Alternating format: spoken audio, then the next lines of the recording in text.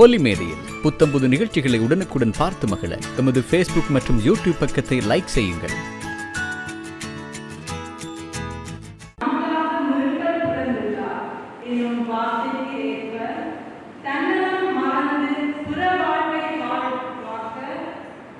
நம்மை சிந்திக்க அழைக்கின்றது.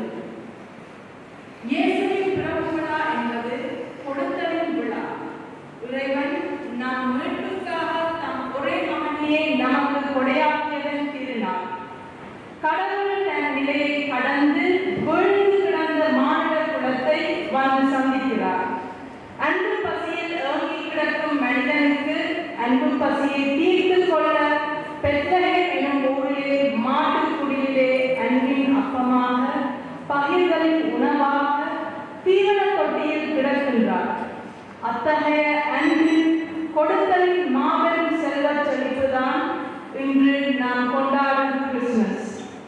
கிறிஸ்தவம் எனும் அன்பு சமயத்தின் புதல்வர்கள் நாம் அந்த அன்பு பேரொழியை நம் சமுதாயத்தில் பரப்பும் சுடர்கள் ஆகும். அத்துடன் மறைமாந்த ஆயர் அவர்களின் பிறந்த நாளையும் இன்று நினைவு கூர்ந்து எமது மறை மாவட்டத்தின் வளர்ச்சிக்காக எடுக்கும் அனைத்து திட்டங்களும் நற்பயன் அளிக்கவும் அவருக்காக விசேடமாக இத்திருக்கலில் மன்றாடுவோம். அனைவரும் எழுந்து நின்று வருகை பாடலில் பங்கேற்போம்.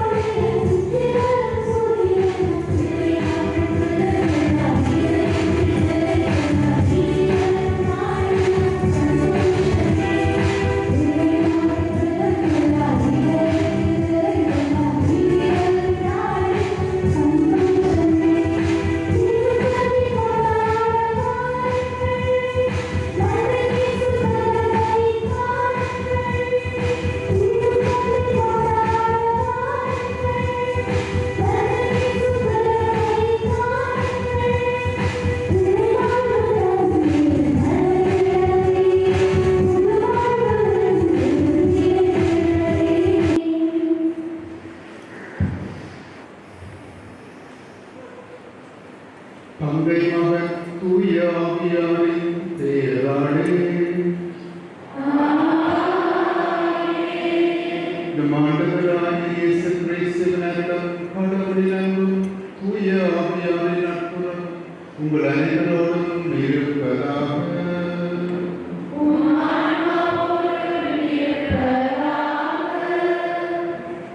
ஆண்டவர் இயேசுவின் அன்புரை சகோதர சகோதரிகளே, இறைவன் மனிதனாக இந்த உலகிலே வந்து வைத்த பேரு விழாவை கொண்டாடும் முகமாக நாம் இன்று இந்த ஆலயத்தை கூறியிருக்கின்றோம். இறைவன் தன்னுடைய வருகை மூலமாக ஒருவருக்கும் நம்பிக்கை தருகிறார்.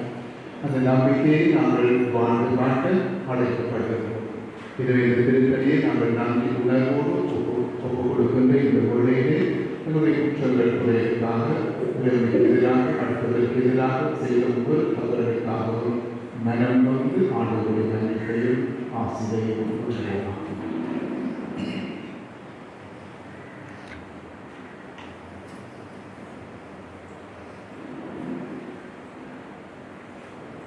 இல்லாமல் இறைவனம்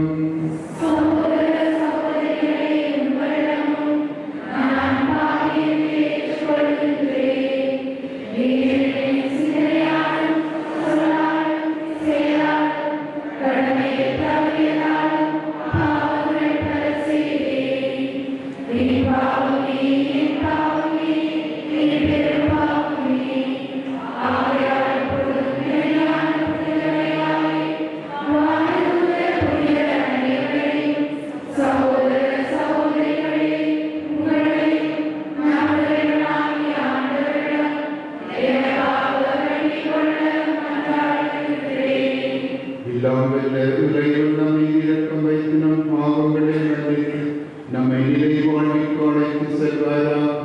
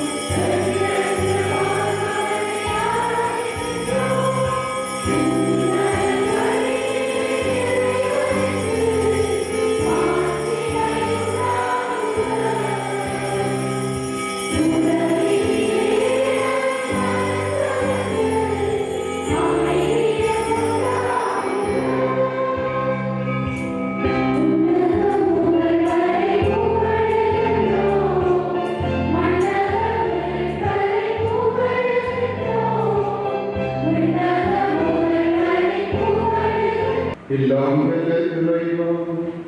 உண்மை ஒளியின் சுடரானில் புதவிக்க இரவை ஒளிர செய்தீரே.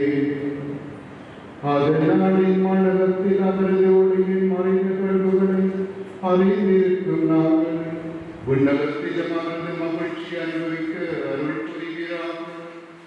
உம்மோடு புரிய ஆவியாரின் ஒன்றிற்கு இறைவனாம் என்றென்றும் வாழ்ந்து ஆட்சி செய்கின்ற அவர் வழியாக உண்மை கொண்டாடுகின்றோம்.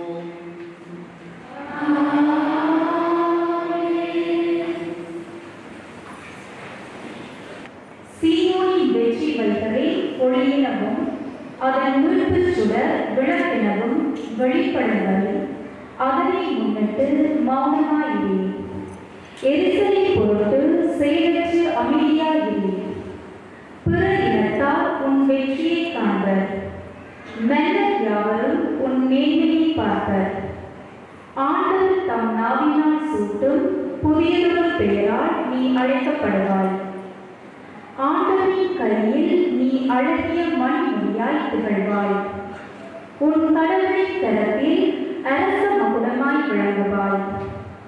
கைவிடப்பட்டவள் என்று இனி பெயர் பெற மாட்டாய். பாழ்பட்டது என இனி உன் நாடு அழைக்கப்படாது. நீ என் மகிழ்ச்சி என்று அழைக்கப்படுவாய். உன் நாடு மனம் பிடித்தவள் என்று பெயர் பெறும். ஏனெனில் ஆண்டவர் உன்னை விரும்புகின்றார். உன் நாடு மனவாழ்வு பெறும். இளைஞன் தன் பெண்ணை மணப்பது போல உன்னை எழுப்பியவர் உன்னை மணந்து கொள்வார். மணமகள் மணப்பெண்ணை மகிழ்வது போல் உன் கடவுள் உன்னில் மகிழ்வார். இது ஆண்டவர் வழங்கும் அருள்வாக்கு.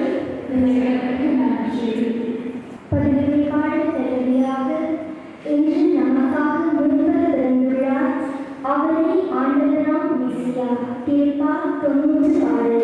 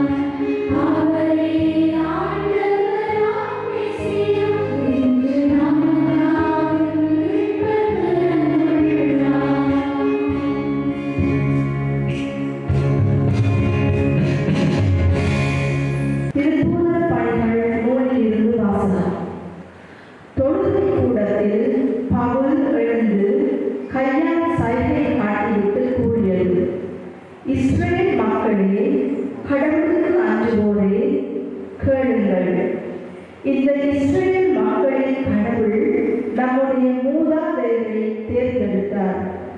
அவர்கள் எகிப்து நாட்டில் அந்நியர்களாக தங்கியிருந்த போது அவர்களை ஒரு பெரிய மக்களினமாக்கினார். பின்பு அவர் தம் தோள் வலிமையை காட்டி அவர்களை அந்த நாட்டை விட்டு வெளியே அழைத்துக் கொண்டு வந்தார். பின்பு அவர்கள் தங்களுக்கு ஒரு அரசர் வேண்டும் என்று கேட்டார்கள். கடவுள் கீசு என்பவரின் மகனான சவுல் என்பவரை அவர்களுக்கு அரசராக கொடுத்தார். பெஞ்சமின் குலத்தினராகிய அவர் 40 ஆண்டுகள் ஆட்சி செலுத்தினார். பின்பு கடவுள் சவுலை நீக்கிவிட்டு தாவீதை அவர்களுக்கு அரசராக ஏற்படுத்தினார். அவரை குறித்து ஈசாயின் மகனான தாவீதை என் இதயத்திற்கு உகந்தவனாக கண்டேன், என் விருப்பம் அனைத்தையும் அவன் நிறைவேற்றுவான் என்று சாட்சியில் பகர்ந்தார். தாம் அளித்த வாக்குறுதியின்படி கடவுள் அவருடைய வழி மரபிலிருந்தே இஸ்ரவேலுக்கு இயேசு என்னும் மீட்பர் தோன்றச் செய்தார். அவருடைய வருகைக்கு முன்பே யோவான் மனம் மாறி திருமணத்து பொருள்கள் என்று இஸ்ரவேல் மக்கள் அனைவருக்கும் பறைசாற்றி வந்தார். யோவான் தம் வாழ்க்கை என்னும் ஓட்டத்தை முடிக்கும் தருவாயில், நான் யார் என நீங்கள் நினைக்கிறீர்களோ அவர் என்ற நான். இதோ எனக்கு பின் ஒருவர் வருகிறார், அவருடைய மிதியடிகளை அவிழ்க்கவும் எனக்கு தகுதியில்லை என்று கூறினார்.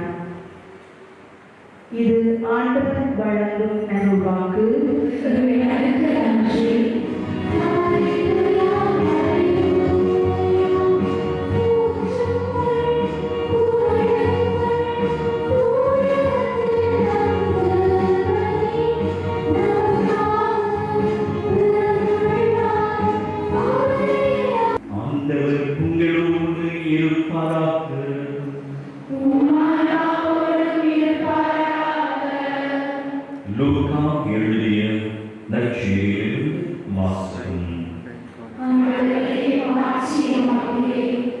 அக்காலத்தில் அகுஸ்து சீசர் தம் பேரரசு முழுவதும் மக்கள் தொகையை கணக்கிடுமாறு கட்டளை பிறப்பித்தார். அதன்படி சீரிய நாட்டில் குரேனியு என்பவர் ஆளுநராக இருந்தபோது முதல் முறையாக மக்கள் தொகை கணக்கிடப்பட்டது. தம் பெயரை பதிவு செய்ய அனைவரும் அவரது ஊருக்கு சென்றனர். தாவீதின் வழிமரபினரான யோசேப்பும் தமக்கு மணமப்பந்தமான மரியாவுடைய பெயரை பதிவு செய்ய கலிலேயாவில் உள்ள நாசரேத்து ஊரிலிருந்து யூதேயாவில் உள்ள பெத்லகேம் என்ற தாவீதின் ஊருக்கு சென்றார். மரியா கருவுற்றிருந்தார். அவர்கள் அங்கு இருந்த பொழுது மரியாவுக்கு பேறுகாலம் வந்தது. மரியா தம் தலைமகனை பெற்றெடுத்தார். விடுதியில் அவர்களுக்கு இடம் கிடைக்கவில்லை. எனவே பிள்ளையை துணிகளில் பொதிந்து தீவன தொட்டியில் கிடத்தினர். அப்பொழுது அப்பகுதியில் உள்ள வயல்வெளியில் இளைஞர்கள் தங்கி இரவெல்லாம் தங்கள் கிளையை காவல் காத்துக் கொண்டிருந்தார்கள். திடீரென்று ஆண்டவருடைய தூதர் அவர்கள் வந்து நின்றபோது ஆண்டவரின் மாட்சி அவர்களை சுற்றி ஒளிர்ந்தது. மிகுந்த அச்சம் அவர்களை ஆட்கொண்டது. வானதூதர் அவர்களிடம், அஞ்சாதீர்கள், இதோ எல்லா மக்களுக்கும் பெரும் மகிழ்ச்சியூட்டும் நற்செய்தியை உங்களுக்கு அறிவிக்கின்றேன். இன்று ஆண்டவராகிய மெஸ்ஸியா என்னும் மீட்பர் உங்களுக்காக தாவீதின் ஊரில் பிறந்துள்ளார். குழந்தையை துணிகளில் சுற்றி தீவன தொட்டியில் கிடத்தி இருப்பதை காண்பீர்கள். இதுவே உங்களுக்கு அடையாளம் என்றார். உடனே விண்ணக தூதர் பேரணி அந்த தூதருடன் சேர்ந்து உன்னதத்தில் கடவுளுக்கு மாட்சி உரித்தாக, உலகில் அவருக்கு உகந்தோருக்கு அமைதி உண்டாகுக என்று கடவுளை புகழ்ந்தனர். இது வாழ்வுதலும் கிறிஸ்து இயேசுவின் உயிருள்ள வார்த்தைகள். கிறிஸ்து பிறப்பு காலம் என்பதே மகிழ்ச்சி நிறைந்த ஒரு காலமாக அமைந்திருக்கின்றது என்பது அவர்கள் கொடுக்கப்பட்ட செய்தியாக இருக்கிறது.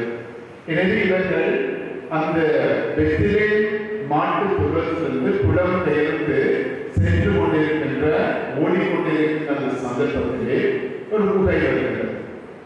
இவர்களுடைய காவலர்கள் குழந்தைகளை கொண்டவர்கள் கேள்விக் கொண்டிருக்கிறார்கள், கேள்வியாளர் வந்து கொண்டிருக்கிறார்கள். குழந்தை எப்படியாவது காப்பாற்ற வேண்டும் என்ற ஒரு உணர்வோடு பொறுப்புணர்வோடு இவர்கள் செயல்படுகிறார்கள். ஒரு குகையை கண்டது, அதனுள் நாங்கள் போய் ஒளிந்து கொள்வோம் என்ற எண்ணத்தோடு அதற்கு சென்று ஒளிந்து கொள்கின்றார்கள். அதனுடைய கதை அல்லது சமூகமாக நடக்கிறது சொன்னால், அந்த குகையுடைய வாயிலே சிலந்தி ஒரு வேலையை கட்டி விடுகிறது. அந்த வேலையை கட்டின பிறகு அந்த இடத்திற்கு வந்த காவலர்கள் குகைக்குள் யாரும் ஒளிந்திருக்கலாம் என்ற எண்ணத்தோடு ஒரு காவலர் உள்ளே முற்பட்ட போது அவருடைய அதிகாரியை நிறுத்த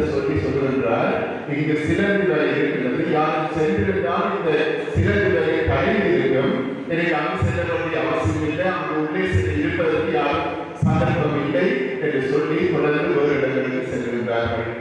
இந்த சம்பவத்தின் மூலமாக, இந்த சிலந்தி வலை சிலந்தி மூலமாக இந்த குழந்தை இயேசு காப்பாற்றப்படுகின்றார் என்ற நம்பிக்கையோடு இந்த குறிப்பிட்ட கிராம மக்கள் சிலந்தியையும் சிலந்தி வலையையும் துப்புரவு செய்யாமல் தங்களுடைய வீடுகளிலே அப்படி பத்திரமாக மரியாதையோடு வைத்திருந்தார்களாம். அந்த பின்னணியை நான் பார்க்கும்போது இவர்கள் மூவர், யோசேப்பு, மரியா, குழந்தையும் புலம்பெயர்ந்து செல்கின்றார்கள் எகிப்து நோக்கி. புலம்பெயர்வு என்பது என்னுடைய வழக்கத்திலே, என்னுடைய அனுபவங்களிலே, என்னுடைய நாடு, என்னுடைய பின்னணி கலாச்சாரத்திலே ஒரு பழக்கப்பட்ட தெரிந்த ஒரு பெயராக அமைந்திருக்கிறது. என்றால் என்னுடைய இல்லம் என்று சொல்லும்போது இல்லத்திலே பெற்றோர், பிள்ளைகள், முதியவர்கள் இருக்கின்றார்கள். நாங்கள் பிறந்து வளர்ந்தது என்னுடைய இல்லம். அதனால் என்னுடைய இல்லத்து உறவு ஏனைய உறவுகளை விட இந்த இல்லத்து உறவு மிகவும் நெருக்கமான உறவு என்பதை நாங்கள் அறிந்திருக்கின்றோம். Blood is thicker than water என்று ஆங்கிலத்தில் சொல்வார்கள். அதாவது ஏனைய உறவுகளை விட இந்த சொந்த உறவு, சகோதர உறவு மிகவும் நெருக்கமானது.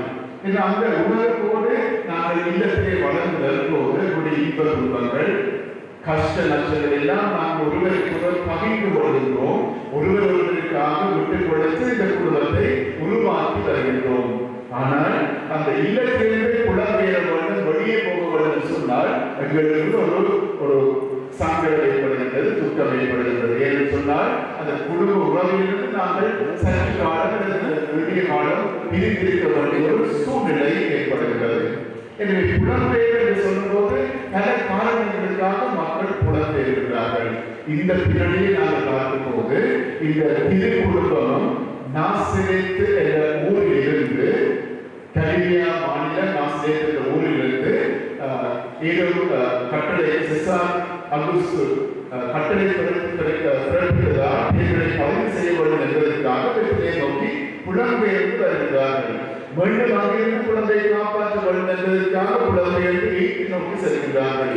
குழந்தைக்கு ஆபத்து நீங்கிவிட்டது என்று அறிந்தது கனவிலே வழிநடத்தப்பட்டதாக இவர்கள் மூவரும் மீண்டும் யூதேயாவுக்கு வந்து நாசரேத்துக்கு வந்து சேர்கின்றார்கள்.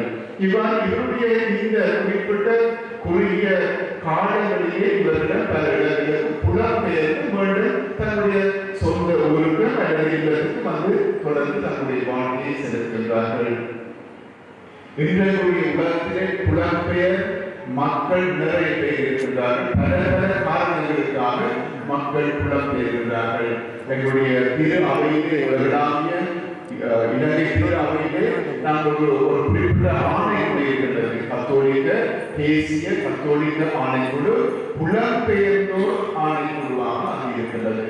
அதனுடைய பின்னணியே 5 விடயங்களை நாங்கள் பார்க்க வேண்டும். முதலாவது புலம்பெயர்ந்த மக்கள். ஏன் மக்கள் புலம்பெயர்கிறார்கள்? பல காரணங்கள் இருக்கலாம். இயற்கை அழிவு காரணமாக சூறாவளி அல்லது வெள்ளப்பெருக்கு அல்லது சுனாமி வரும்போது அந்த இடத்தில் இருக்க முடியாத சூழ்நிலை, இல்லங்களெல்லாம் இழந்த ஒரு சூழ்நிலையிலே இன்னொரு இடத்துக்கு சென்று நிரந்தரமாக அல்லது தற்காலிகமாக தங்கக்கூடிய ஒரு சூழ்நிலை, அது ஒரு புலம்பெயர்ந்த ஒரு நிலை.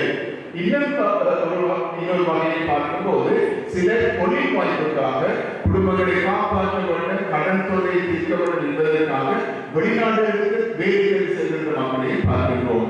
அதே போல கல்வி அறிவை நிறைய பெற்றவர்களாக அந்த கல்விக்கேற்ற தொழிலை நாம் பெற்றுக்கொள்ள வேண்டும் என்று வெளிநாடுகளுக்கு புலம்பெயர்கின்ற மக்களையும் கூட நாம் பார்க்கிறோம். இவ்வாறு பல பல காரணங்களுக்காக இவர்கள் புலம்பெயர்கிறார்கள். ஒரு வகை. இரண்டாவது வகையை நாம் பார்க்கும்போது சுற்றுலா பயணிகள். இவர்கள் நல்ல நோக்கத்தோடு ஒரு நல்ல ஒரு சில காலங்களில் நல்ல மகிழ்ச்சியாக செலவிட வேண்டும் என்பதற்காக சுற்றுலா செல்கிறார்கள். எனவே அவர்கள் பல இடங்களில் சென்று சில நாட்கள் செல்கின்றவர்கள் மீண்டும் தன்னுடைய இல்லங்களுக்கு வந்து செல்கின்றார்கள். மூன்றாவது வகையிலே நாம் பார்க்கும்போது சிறைச்சாலையிலே இருக்கின்ற கைதிகள். அவர்கள் தன்னுடைய இல்லங்களிலிருந்து புலம்பெயர்ந்து ஏதோ எதிர்பாராத காரணங்களால் அவர்கள் சில குற்றங்களினால் தீர்ப்பிடப்பட்டு ஒரு சில காலம் சிறைச்சாலையிலே இருக்கின்றார்கள். அதே போல வைத்தியசாலையில் நாம் பார்க்கின்றோம். நோயாளிகள் இருக்கின்றார்கள், வைத்தியர்கள் இருக்கிறார்கள், தாதிமார் இருக்கிறார்கள். இவர்களுக்கான பணியை முக்கியமான ஒரு பணியாக இருக்கிறது என்றால் இவர்களிடம் நோயாளிகளுக்காக வீடுகளிலிருந்து தன்னுடைய நோயை சுகம் பெற வேண்டும் என்பதற்காக நோய் நீங்க வேண்டும் என்பதற்காக வைத்தியசாலையில் வந்து சில நாட்கள் கழிக்கின்ற அந்த சூழ்நிலையிலும் அவர்களுக்கு வேண்டிய உதவியை இந்த ஆணைக்குழு செய்கின்றது. அதோடு சேர்ந்து நாங்கள் பார்க்கின்றோம் மீனவர்கள் மீன்பிடி தொழிலுக்காக தன்னுடைய உயிரை பணையம் வைத்து கடலுக்கு செல்கின்றவர்களை நாங்கள் புலம்பெயர்ந்த நாட்கள் என்று பார்க்கின்றோம். எனவே சிலர் ஒரு குறிப்பிட்ட காலத்துக்கு புலம்பெயர்ந்தார்கள், இன்னும் சிலர் நிரந்தரமாக புலம்பெயர்ந்து வாழ்கின்றார்கள். அதை கடந்து ஒரு ஆழமான சிந்தனைக்கு நாங்கள் சென்றால் ஆண்டவர் இயேசுவுடைய இந்த மனிதாதாரமே ஒரு புலம்பெயர்ந்த ஒரு நிலையாக தான் இருக்கின்றது. திருத்துவமாக அந்த திருத்துவத்திலே இரண்டாவது ஆளாக சுதனாக மகனாக இருந்த ஆண்டவர் இயேசு அந்த நிலையிலிருந்து மனிதனாக பிறக்கின்றார். அந்த நிலையிலிருந்து புலம்பெயர்ந்து இந்த உலகிலே மனிதனாக பிறக்கின்றார். இப்படி நான் பார்க்கும்போது புனித பவுல் அழகாக பிறக்கின்றார். பிலிப்பியருக்கு எழுதிய கடிதத்திலே இறைத்தன்மையில் இருந்தவர், அனுபவங்கள் இருந்தவர், அதை இணையாக தொடர்ச்சியாக பிடித்துக் கொண்டு இருக்க வேண்டும் என்ற நிலையிலிருந்து விடுபட்டு மனிதனாக பிறந்து தன்னை சார்ந்து அடிமை போல கொண்டு சாவை ஏற்கும் அளவிற்கு அதுவும் சிலுவை சாவை ஏற்கும் அளவிற்கு கீழ்ப்படி உள்ளவரானார் என்று குறிப்பிடுகின்றார். இப்படி நான் பார்க்கும்போது கடவுளே இந்த உலகில் வருகின்றார். அது ஒரு குறிப்பிட்ட காரணத்துக்காக குறிப்பிட்ட நோக்கத்துக்காக நாங்கள் பார்க்கின்றோம். இந்த மக்களை மீண்டும் தந்தையிடம் அழைத்து கொண்டு செல்ல வேண்டும் என்ற நோக்கத்துக்காக மனித குலத்தை பாவம் மரணத்திலிருந்து மீட்க வேண்டும் என்பதற்காக ஆண்டவர் இயேசு புலம்பெயர்ந்து இந்த உலகிலே பிறக்கின்றார், மனிதாவதாரம் படுகின்றார். அவருடைய அந்த ஒரு நிலையை நாம் பார்க்கும் போது கூட எங்களுடைய ஒரு நன்மைக்காக எங்களுக்கு கிடைக்க வேண்டும் ஒரு நன்மைக்காக அவர் புலம்பெயர்ந்து வருகின்றார். அப்படி அந்த ஒரு சூழ்நிலையை நாம் பார்க்கும் போது இந்த உலகிலே வாழ்கின்ற நாங்கள் கிறிஸ்தவர் நாங்கள் ஆன்மீக கண்ணோட்டத்தோடு நாங்கள் பார்க்கும் போது இந்த உலகில் நாங்கள் புலம்பெயர்ந்த மக்களாக இருக்கின்றோம். எங்களுக்கு இல்லம் இருக்கின்றது, அது நிரந்தர இல்லம் அல்ல. இந்த எங்களுடைய இந்த உலகிலே நாங்கள் பல சந்தோஷமான விடயங்களை நாம் அனுபவிக்கின்றோம். அவையெல்லாம் நிரந்தரமான ஒரு விடயம் அல்ல. புனித பவுல் அழகாக சொல்லுவார், திருமண 4வது அதிகாரத்தில் சொல்லுவார், இந்த உடல் ஒரு கூடாரம் போன்றது. கூடாரம் சொல்லும் போது புலம்பெயர்ந்து வாழ்கின்ற மக்கள் உடனே கூடாரத்தில் தங்குகிறார்கள். அது நிரந்தரமான கூடாரம் அல்ல, நிரந்தரமற்ற ஒரு கட்டடம். அது பாலமான சூழ்நிலை, இயற்கை அழுத்தம் அல்லது மனித சுயநலம் காரணமாக ஏற்படக்கூடிய யுத்தமாக இருக்கலாம். பல அழுத்தங்கள் காரணமாக நாங்கள் புலம்பெயர்கின்றோம். ஆனால் அந்த அனுபவத்தை கடந்து ஆன்மீகத்துக்குள் நாங்கள் சென்ற போது இறைவன் புலம்பெயர்ந்து வந்திருக்கின்றார். எங்களையெல்லாம் கொண்டு நிரந்தரமான குணரசுக்கு அழைத்து செல்வதற்காக, நிரந்தரமான ஒரு இல்லத்திற்கு அழைத்து செல்வதற்காக. எனவே இந்த உலகம் எங்களுக்கு நிரந்தரமற்ற உலகமாக இருக்கிறது. ஆண்டவர் இயேசு இந்த உலகத்திலே பிறந்தார், குழந்தையாக பிறந்து வளர்ந்து மக்களுக்கு பல நன்மைகள் செய்து தன்னுடைய பாடுகள் மரணம் உயிர்ப்பின் மூலமாக முன்னேற்றி சென்றாலும் இந்த உலகத்திலே நிரந்தரமாக இருந்து விடவில்லை. மாறாக நாங்களும் தந்தை நோக்கி இறை தந்தை நோக்கி செல்ல வேண்டும் என்ற எண்ணத்தோடு அவர் செயல்படுகின்றார், போதிக்கின்றார், புதுமைகள் செய்கின்றார். எனவே எங்களுடைய வாழ்க்கையிலே கிறிஸ்தவர் நாங்கள் இந்த உலகத்தை கடந்து நாங்கள் இறைவன் தருகின்ற அந்த உண்மையை நோக்கி செல்லக்கூடிய ஒரு சூழ்நிலைக்கு நாங்கள் எங்களை மாற்றிவிட வேண்டும். எங்களுக்காக புலம்பெயர்ந்து வந்த ஆண்டவர், அந்த ஆண்டவர் விட்டு சென்ற அந்த பாம்புகளை நாங்கள் வாழ்ந்து காட்டுவதன் மூலமாக நாங்கள் இந்த உலகத்திலிருந்து புலம்பெயர்ந்து இறைவனால் செல்ல முடியும். எனவே இந்த காலம் எங்களுக்கு ஒருவருக்கு மகிழ்ச்சி நன்றி காலமாக இருக்கிறது. ஆண்டவர் அந்த மகிழ்ச்சியை பகிர்வின் மூலமாக எங்களுக்கு தருகின்றார். அடுத்தவர்கள் கொடுப்பதன் மூலமாக கொடுப்பதிலே அடையக்கூடிய காணக்கூடிய அந்த மகிழ்ச்சியை உண்மையான மகிழ்ச்சியாக எங்களுக்கு தருகின்றார். என்ற அந்த மகிழ்ச்சியை நாங்கள் எப்போது நிலைத்திருக்க எங்களை ஒருத்து நாங்கள் சுயநலம் உள்ளவர்களாக மாறாமல் பிறநல உள்ளவராக மாறி அடுத்து இருப்பவர்களுக்கு தேவையில் இருப்பவர்களுக்கு எங்களால் முடிந்த உதவியை செய்வோம். அதன் மூலமாக ஆண்டவருடைய அன்பையும் இரக்கத்தையும் மகிழ்வையும் நாங்கள் பகிர்ந்து கொள்வோம். இதன் மூலமாக அடுத்தவர் நாம் அமைதியை அனுபவிப்போம். இவர்கள் தாமே ஒருவரை இந்த நாளிலும் இந்த காலத்திலும் ஆசீர்வதிப்பார்கள். ஒரு கடவுளை நம்புகின்றேன்.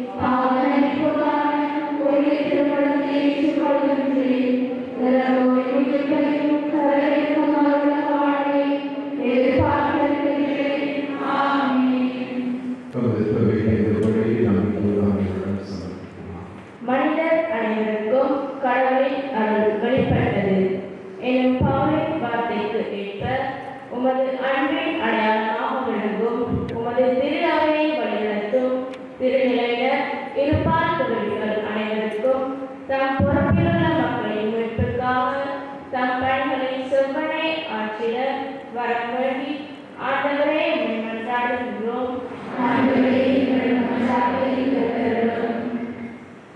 நம் சமூகத்திற்காக மன்றாடுவோம்.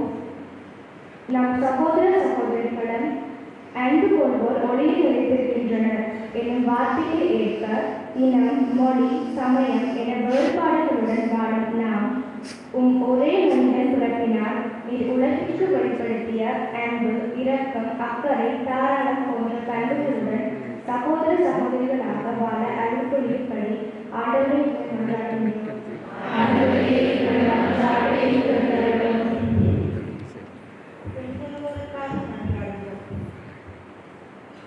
மகனின் பிறப்பில் மகிழ்ச்சியூட்டும் செய்தியை இளையர்களுக்கு வானதூதர் வழியாக அறிவித்தவரே, நம்முடைய வாழும் ஏழைகள், கருவிழந்தோர், நோயாளர்கள், அடைமழை, மண்சரிவு, இடம்பெயர்வு, வயோதிபர், சிறுவர்கள் இவர்களின் தேவைகளில் எங்களுக்காக இயன்றளவு உதவிக்கரம் நிறுத்தி இவர்களின் மகிழ்ச்சிக்கு நாம் காரணமாக அமைந்திட அருள்புரியும்படி ஆண்டவரே உம்மை மன்றாடுகின்றோம்.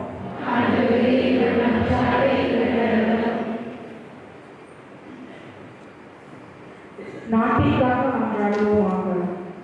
ஒளியை இருப்பதாக சொல்லிக்கொண்டு தம் சகோதர சகோதரிகளை வெறுப்பவர் இருளில்தான் இருக்கின்றனர் என்னும் வார்த்தைக்கு ஏற்ப நாட்டை ஆளும் தலைவர்கள் மக்களின் நல்லிணம், அக்கறை கொண்டு பணியாற்றுவதில் ஆர்வம் காட்டவும் நீதியுடன் கூடிய நட்பாட்சி மலர வேண்டும் என்று ஆண்டவரே உம்மை மன்றாடுகின்றோம். உமது பிள்ளைகள் நாளைக்கு ஒப்புக் கொடுக்கும் செல்வங்களுக்கு செவிசாய்த்தரிடம் நாங்கள் என்றும் உங்களுடைய திருமகளுடைய சிறப்பான பண்புகளை வாழ்ந்து காட்டவும் அவர்களுக்கு சென்று மகிழ்ச்சி, அமைதி, அன்பு போன்ற சிறப்பான பண்புகளை அடுத்தவரோடு பகிர்ந்து கொள்ளவும் வரம் தந்து வழிநடத்துகிறோம். எங்கள் ஆண்டவராக கிறிஸ்து வழியாக கொண்டிருக்கிறார்கள். ஆமென்.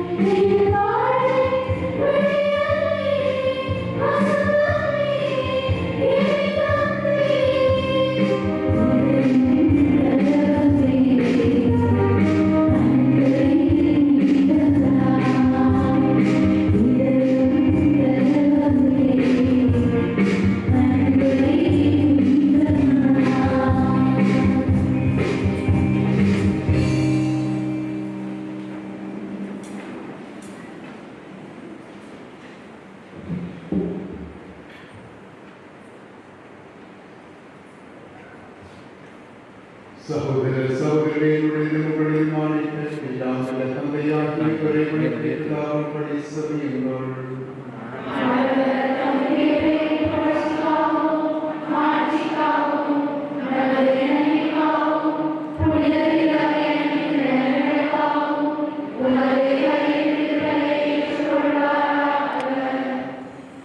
ஆண்டவரே, இன்றைய திருநாளில் காணிக்கு உமக்குள்ளதாய் நம்மை உம்மை வேண்டுகின்றோம். அதனால் புனிதமிக்க உறவு பரிமாற்றத்தின் வழியாக கிறிஸ்துவின் சாயலில் நாங்கள் காணப்படவும் எங்கள் இயல்பு அவரை உம்மோடு இணையவும் அருள்வீராக. என்றென்று வாழ்ந்து ஆட்சி செய்து அவர் வழியாக உம்மை அழைக்கின்றோம். ஆண்டவர் உங்களோடு இருப்பாராக. இதயங்களை இறைவேறுங்கள். மறைவனாகிய ஆண்டவருக்கு நன்றி கூறுவோம். ஆண்டவரே, தூயவரான தந்தையே, என்றும் உள்ள எல்லாம் வல்ல இறைவா, இந்நாளும் அவ்விடத்திலும் நாம் உமக்கு நன்றி செலுத்துவது மெய்யாகவே தகுதியும் நீதியுமாகும், எங்கள் கடமையும் வெட்கக்குரிய செயலுமாகும். ஏனெனில் வாக்கு மனிதனான மறை நிகழ்வின் வாயிலாக உமது மாட்சியின் ஒளி எங்கள் கண்களுக்கு புதிதாய் ஒளி வீசியது. எனவே அவரில் நாங்கள் கடவுளை கண்கூடாய் காண்கின்றோம். அவர் வழியாகவே கண் காணாதவை மீது அன்பினால் நாங்கள் ஆட்கொள்ளப்படுகின்றோம். ஆகவே வானதூதர் முதன்மை வானதூதரோடும் அரியணையிலான போர் தலைமை காண்போரோடும் வான்படைகளின் அணிகள் அனைத்தோடும் சேர்ந்து நாங்கள் ஒரு மாட்சியை புகழ்ந்து பாடி முடிவின்றி பாடுவதாக.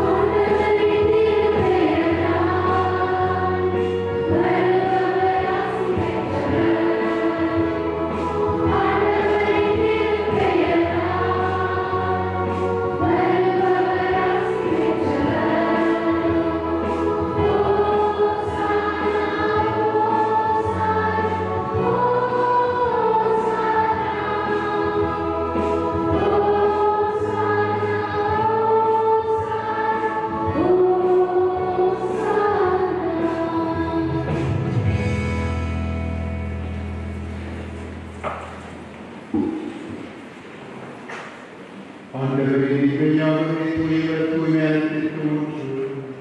ஆகவே உடைய ஆவியை பொழிந்து காணிக்கைகளை தூய்மைப்படுத்த உம்மை வணங்குகின்றோம். இவ்வாறு ஆண்டவர் இயேசு கிறிஸ்து உடலும் இரத்தமுமாக எங்களுக்கு இவை மாறுவதாகும். அவர் பாடுபட உடல் கனிந்து தம்மை பயிரிட்ட போது அப்பத்தை எடுத்து நன்றி செலுத்தி அதை பெற்று தம் சிறர்களுக்கு அளித்தவர் கூறியதாவது: அனைவரும் இதிலிருந்து பெற்று உண்ணுங்கள், ஏனெனில் இது உங்களுக்காக கையளிக்கப்படும் என் உடல்.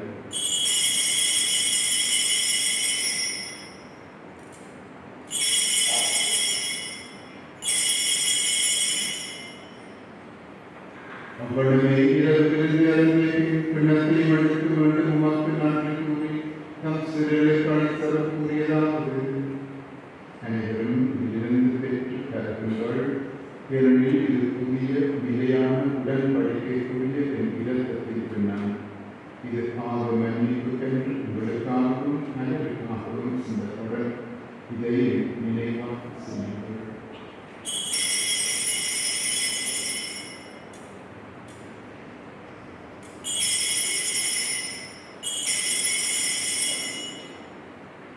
நம்பிக்கையின் மறைபொருள்.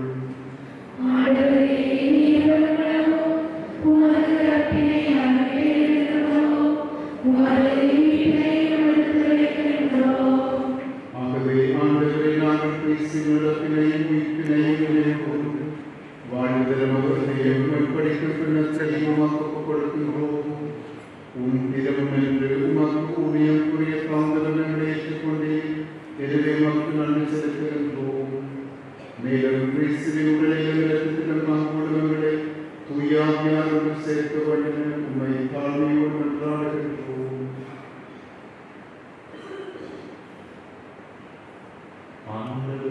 உலகெங்கும் பரவியிருக்கும் திரு அவையை நினைவு கூர்ந்தருளும். எங்கள் திருத்தந்தை பிரான்சிஸ்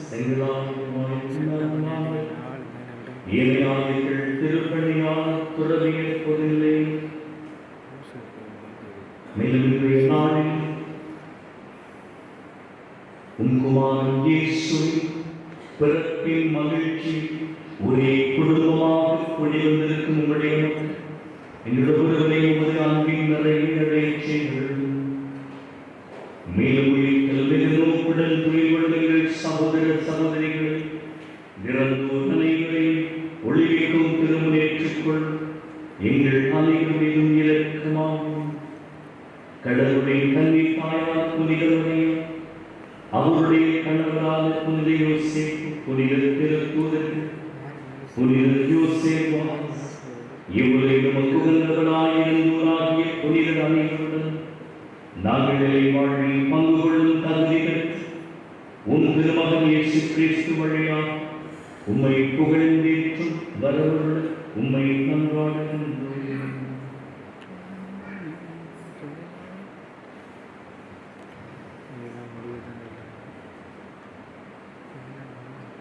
இவர் வழியாக இவரோடு எல்லாம் வருகிற இறைவனாகிய தந்தையே, தூயாவின் எல்லா புகழும் மாட்சியும் என்றென்றும் உமக்கு உரியதே.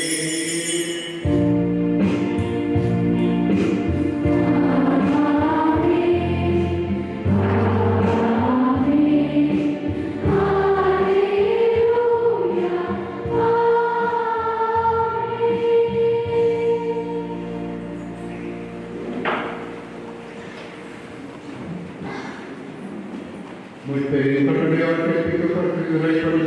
países de la Unión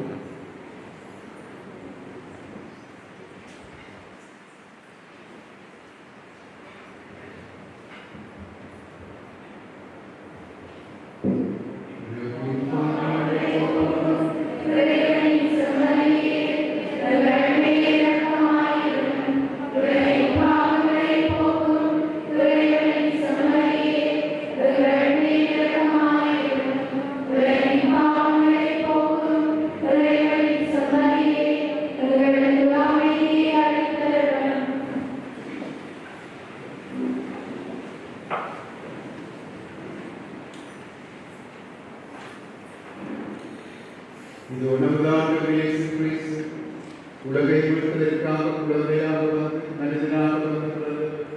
இவருடைய விருது பழகி பெற்றோர் பேர் பெற்றோர்.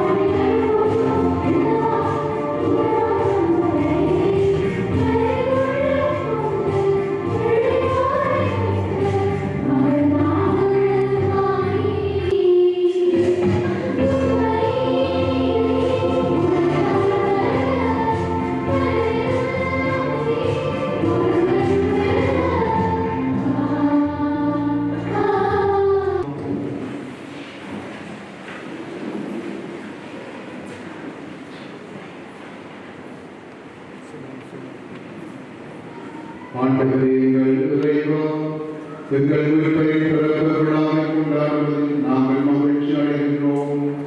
இவ்வாறு மேன்மையான உறவுகளால் நாங்கள் அவரது உள்ளத்தோடமை வந்து சேரும் தகுதி பெற்று எங்களுக்கு அருள் புரிகிறார்கள். என்றென்று வாழ்ந்து ஆட்சி செய்கின்றவர் வழியாக உண்மை வென்றாடுகின்றோம்.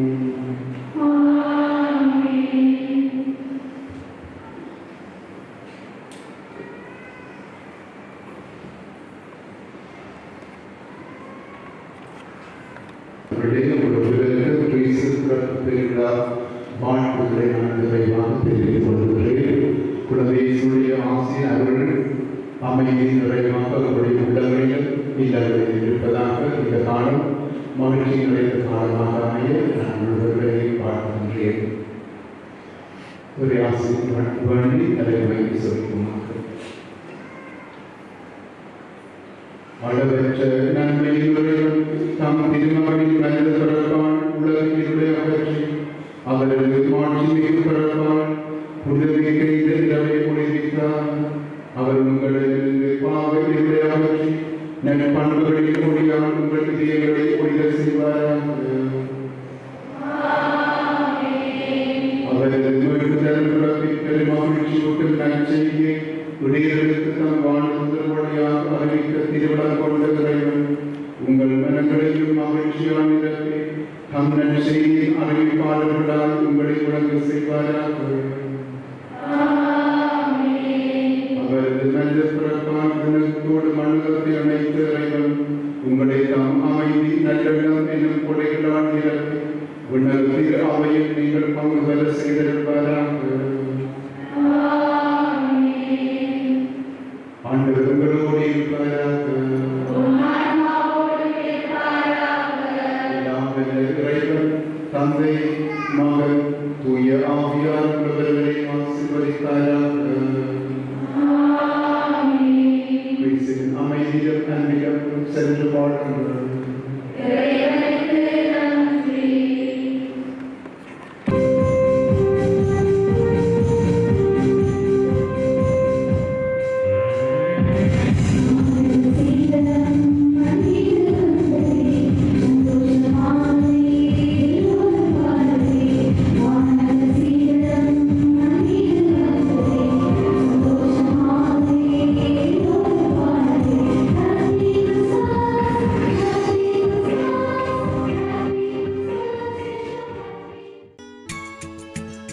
ஹோலி மேடையில் புத்தம்புது நிகழ்ச்சிகளை உடனுக்குடன் பார்த்து மகிழ எமது ஃபேஸ்புக் மற்றும் யூடியூப் பக்கத்தை லைக் செய்யுங்கள்.